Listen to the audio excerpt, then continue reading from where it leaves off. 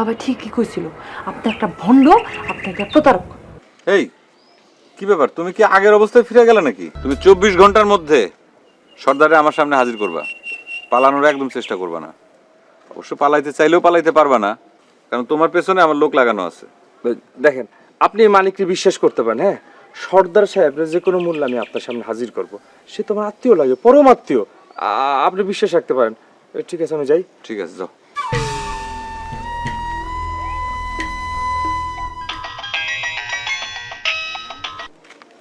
Hello sir, আপনি এখন কই? ইনভেস্টিগেশন করতেছি। গোড়ার আন্ডা করতেছেন। বাবা ঠিকই কইছিল, আপনি একটা ভণ্ড, আপনি একটা প্রতারক। এই কি ব্যাপার, তুমি কি আগের অবস্থায় ফিরে গেলে নাকি? জি স্যার, আপনিও আমার সাথে প্রতারণা করলেন।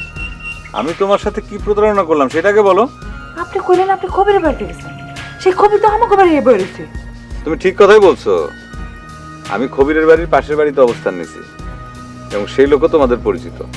গোল মায়েরা সময় নষ্ট করার দরকার নাই স্যার। আমি আজকে খবির ডাকাতে স্যান্ডেল দিয়ে পিটে দিয়েছিলাম। সে প্রতিবাদ করলো না? ওর তো সাহস আছে নাকি? আমার সাথে বাড়াবাড়ি করলে বুটি দিয়ে কোলটা কাটতে ফেলা। আচ্ছা, এখনো কি উনি তোমাদের বাড়িতেই আছে? জান নিয়ে পলাইছে। পালায় কোথায় যাবে? আমি তো তার বাড়ির সামনে আছি, জাল পাইতে রাখছি, আসার সাথে সাথে ধরে ফেলবো। আমাকে পরিচিত লোক কার কথা জানি কইলেন? মানিক। ওনাকে তোমাদের বাড়িতেই থাকতো। আপনি মানিকরে পাইছেন স্যার?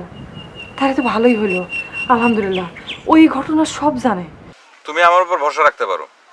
মঞ্জু যদি বাইচা থাকে, ওকে যে কোনোভাবে আমি হোক উদ্ধার করব। আর যদি অন্য কিছু হয়ে থাকে, তাহলে তোমার বাপ সহ যারা এই কাজের সাথে জড়িত তাদেরকে আমি জেলের ভাত খাওয়াবো। স্যার, আপনি যত তাড়াতাড়ি পারেন আমার একটা খবর দেন, আমার ভালো লাগতেছে না। আমিও তো অস্থির হয়ে আছি। ঠিক আছে স্যার, কোনো নতুন খবর থাকলে জানাই। রাখি। আচ্ছা, ওকে। কি হইব ঘটনা? আমি তো বুঝলাম না কি হইব। আমার চেয়ারম্যানের তো দরকার নাই। আমার যা সম্পত্তি অল্পটুক যাই আছে, আমাকে বুড়া বুড়ি চলে যাবে, আমাকে কিছু দরকার নেই। বাবা, ভালো একটা হিসাব দেখাই। তোমার সংসার আছে, আমাকে সংসার নাই, তাই না? তোমরা তো ঘরে বাইরে দুইজন, আমাকে সংসার আছে, পরিবার আছে, ছেলে আছে, মেয়ে আছে। হ্যাঁ, আমরাও ভালো থাকবার চাই, আমরাও অন্যায় করতে চাই না, কথাটা মনে রাখি। তাহলে অন্যায় কাজ করুন, কেউ করো না, আস্তে আস্তে সরে যাও। ঠিক আছে, তুমি সরলে আমরাও সরু নাকি? হুট করে এই কাজ করা যাইব না, চেয়ারম্যান সব টের পাওয়া যাইব। আমি খুশি হয়েছি, আমি খুশি হয়েছি, বুঝছো? আমি এই ভাইবা খুশি হইলাম যে আমার মতো তোমাকে চেয়ারম্যানের কাজ পছন্দ হয় না। আরে আমাদের তো অভিযোগ নাই, তাহলে আমরা অন্যায় কাজ কেন করবো? যদি পারি মানুষের জন্য ভালো কাজ করবো। হ্যাঁ, ঠিক আছে, ঠিক আছে।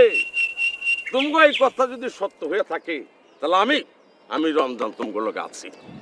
চলো রমজান ভাই, চলো, সন্ধ্যা হয়ে যেতেছে, যাই চা নাস্তার ব্যবস্থা করি। মনের যখন মিল হয়েছে, তাহলে চলো যাই। চলো।